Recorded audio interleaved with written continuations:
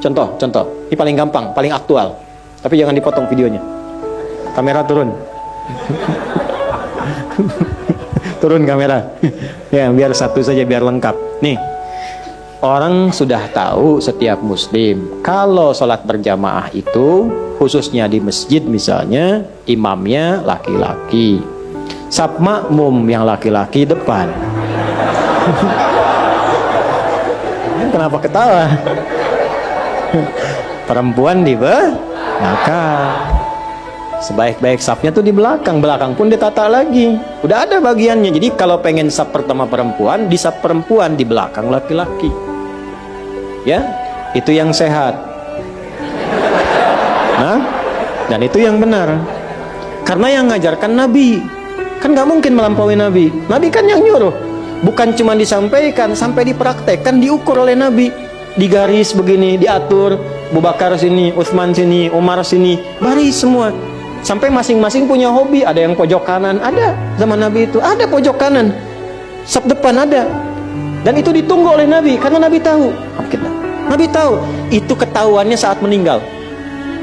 Karena Nabi komen, nungguin mana si fulan yang biasanya pojok kanan ini. Dilihat nggak ada, ditunggu itu. Karena sudah waktu mau habis, maka dilakukan sholat, lalu dicari ke rumahnya.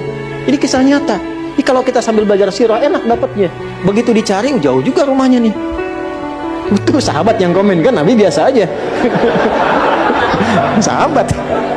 Ya, Nabi biasa aja, Nabi kan Masya Allah, itu kan biasa. Kadang-kadang begitu, gurunya biasa, muridnya yang komen kan. Nyampe ke rumah ketemu istrinya. Ya Rasulullah, ditunjukkan kan, istrinya datang keluar. Ya Rasulullah, si fulan meninggal, singkatnya demikian.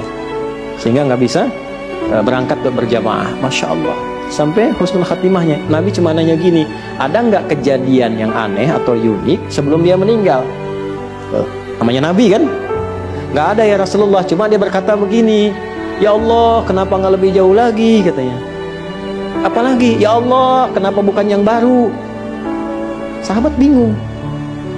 Nabi menerangkan, baiklah, tahukah engkau ketika dia mengatakan ya Allah, kenapa nggak lebih jauh lagi?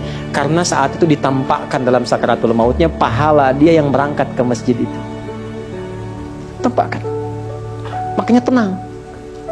Nah, dampak dari situ dapat apa sampai surganya ditampakkan? Ditampakkan. Itulah panggilan yang membuat seseorang tenang saat sakaratul maut. Tenang, enak. Gitu. Ada yang sedang sholawat meninggal. Kemarin ke Rifki.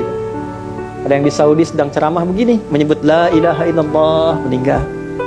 Ada yang sedang sholat, tapi tenang, enak mereka itu. Kenapa? Karena ditampakkan kebaikannya dan sesuai kebiasaannya. Itu yang dimaksud Quran surah ke-89 ayat 27 sampai 30.